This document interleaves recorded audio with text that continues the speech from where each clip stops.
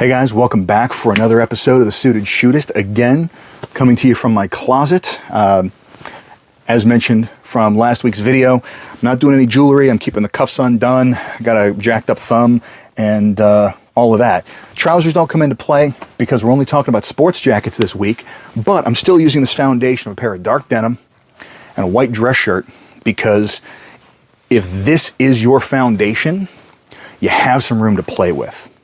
And sports jackets are where you can have a little bit of fun and be a little bit more expressive about your personality and your style. And honestly, if you're not quite to the point where you need a suit yet, jackets are a good way to kind of dip your toe in the water because generally speaking, they're going to be typically less expensive because it's less material than jacket and pants. And every guy can scare up a decent pair of dark jeans and a decent fitting white dress shirt, even at Walmart. And so from here, it's just mix and match. This is really hard to go wrong with. So if you're looking for a fail-safe, elevated look because you're not quite there developing your own style yet, this is a good place to start. So speaking of starting, I'm gonna kind of go boldest and then recommendations because if you've watched the channel, if you've seen any of my podcast appearances, you are inevitably familiar with this. This is my first custom jacket from Adam Ross Custom. And this is the one that I commissioned because I wanted something a little bit more vibrant, a little bit more interesting than what I currently had in the collection. And so with this, you can see not only is it a much more vibrant color, it's a larger window pane, and the accents on it definitely make a statement. You know, I've got these larger peak lapels, I've got the patch pockets, purple accents, and stuff like that. What I like about it, aside from the fact that this bamboo is insanely comfortable and regulates temperature pretty damn well, is that it's eye-catching without being obnoxious, at least in my mind. You know, I've worn this I wore this all 3 days of the NRA conference, you know, mixing and matching various things to kind of, you know, show the versatility of it. But, you know, this is kind of the high level of what you can do if you get to the point where you have a few sports jackets in your collection, because again, it's supposed to be an expression of personal style. I was going for something that was very Mediterranean, Amalfi Coast kind of vibe, but that I could also get 3-season wear out of. So this is kind of the expert level. Now let's bring it back and look at some of the more accessible options. So like I mentioned in the last video, if you happen to have a suit already, then you can start exploring with just wearing the suit as separates and wearing the jacket with something other than the matching suit trousers, provided that it's not a solid color. For me, that looks weird. You know, it looks like you're just wearing a suit jacket but didn't want to wear the pants. So generally speaking, you want something that's got some pattern or some texture to it. And so these are a couple of my favorites. This is another Canali jacket. I'm a fan of the brand, mostly because I can get them real cheap on the secondary market. You know, I'm paying $30, $50 for some of these sport coats. And if you go to like Neiman Marcus, they're $1,200 plus. And I mean, yeah, it's because there is a very heavy markup on the brand, but on the secondary market, there's not the same demand for them as there is for like Armani and Versace and stuff like that. Now, again, this one's a little snug right now because it was tailored for when I was 25 pounds lighter, but it's a mid-tone blue. You know, it's a nice, vibrant kind of royal blue. And if you get up on it, I really like window panes and checks, especially the tone-on-tone stuff, because it gives the fabric some texture and some personality without being as in your face as something like this. So especially if you're in the early stages of all this and you are still somewhat shy about wearing color, then pattern is something that you can play with. Now, I'm walking around at about 235 right now. And, generally at the 6 foot mark, between probably, 270 and 210, a window pane of this size, maybe a little bit bigger, a little bit smaller, is where you want to be. If I was to wear a real fine check, it would make me look bigger in less than ideal ways. Now, there are some great examples out there of some gentlemen of rather substantial build, and they're wearing these big, bold checks and window panes. And if you're going to embrace your size, that's not a bad way to go. Another one, this is another Canali sport coat of mine, this one is going to be a little more kind of winter fall, and it's partially just because of the color to it.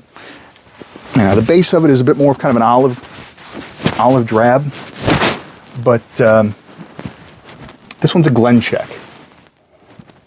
You can see it kind of meets as a houndstooth there in the middle. But again, with a dark pair of jeans and a white dress shirt, I can do anything from a less than formal wedding to a cocktail party to taking my wife out to a nice dinner and not be over or underdressed. So, something like this is definitely an option. Now, something else to look at is you want to make sure that everything fits your frame properly. Because I'm the size that I am, I want to make sure that my lapels match the rest of my build. Someone my size is not going to look good in these little skinny lapels that you're going to get from places like H&M. That's a good example. Like their stuff is kind of designed to be disposable, so I don't get too hung up on their stuff. I haven't had a whole lot of experience with it, but if I'm going to buy something, I'm going to buy the best quality that I can, and if I can get it for cheaper, then that's what I'm going to do. Now, again, something that you're going to want to probably steer clear of initially are going to be lighter colors. This is kind of a robin's egg blue with a very fine, not houndstooth. What's the other one? Blanking on it at the moment. But this is definitely, again, kind of a spring, summer type of look. Warmer weather. Mostly because it's just kind of a spring color. Now, I said previously that somebody that's larger stature doesn't want to go with something that is too fine of a pattern. I stand by that. This is kind of the exception because the herringbone, that's it. the herringbone is fine enough that it's almost more texture than it is actual pattern. As an example, I'm going to tell myself here, this jacket is too tight. So I'm not going to be able to wear this until I drop about 20 pounds. But, again, I've got a dozen sports jackets. So I can afford to have some stuff, not afford from a price standpoint, but from a lack of versatility standpoint, I can have some fun with it, Stuff like this that you saw in a couple of the recent videos. This probably shouldn't be your first sport coat. Once you get a couple, if you want to have some fun with it, not a bad option, because color is one of those things that does not seem to be embraced enthusiastically by guys on the early front end of developing their style. And I think it's because they are worried about either looking foolish or looking feminine. And I get it, because I was there. My wife bought me a striped pastel shirt that she absolutely loved. I never felt comfortable wearing the thing. Because pastels typically, with the exception of like lavender and kind of an ice blue, are not good colors on me. So you have to have a sense of what works and what doesn't. This is why Dressing the Man is such a great book, because it gives you some insights into how to pick colors that are flattering to you. I'm relatively high contrast. I've got relatively fair skin, darker hair, And so as such, I need relatively high contrast between my shirt and jacket. I can't wear stuff that's too monotone. And because of my coloration, I typically steer clear of a lot of yellows and greens because they make me look jaundiced. They give me kind of a yellow, sickly look. Pinks, interestingly enough, kind of make me look tan.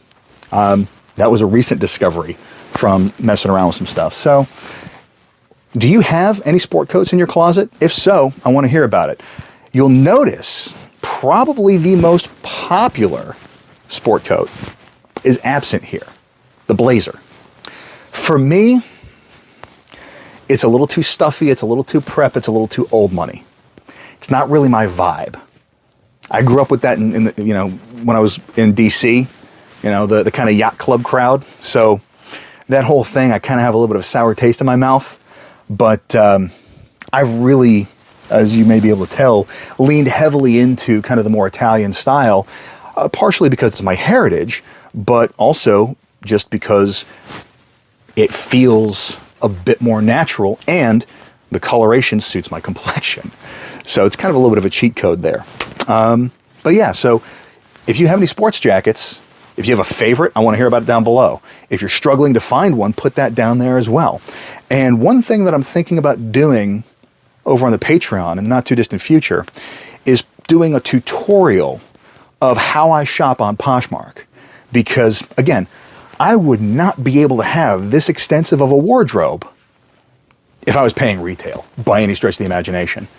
I'm paying less for this stuff than you are walking into Joseph A. Bank, Men's Warehouse, Macy's, JCPenney, Kohl's, maybe, depending on most of it. I mean, the Brooks Brothers suits that I talked about in last week's video, I paid $25 for a piece.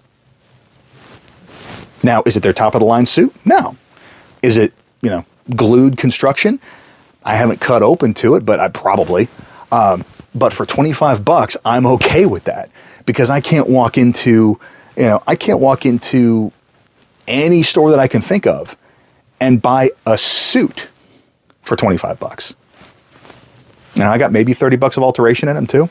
So anyways, yeah, I'm probably going to be doing a tutorial on how I shop on Poshmark because again, regardless of if you are interested in a certain brand or not, the advantage is maximizing your dollar because it doesn't matter if you're buying, Chaps brand, if you're buying Joseph A. Bank, or if you're buying, one of the high-end Italian brands that sells for thousands of dollars at Saks Fifth Avenue.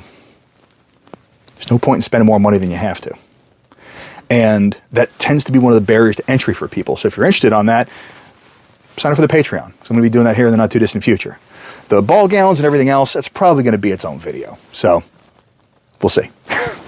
Aside from that, I hope everybody has a fantastic week. Stay dangerous and stay sharp.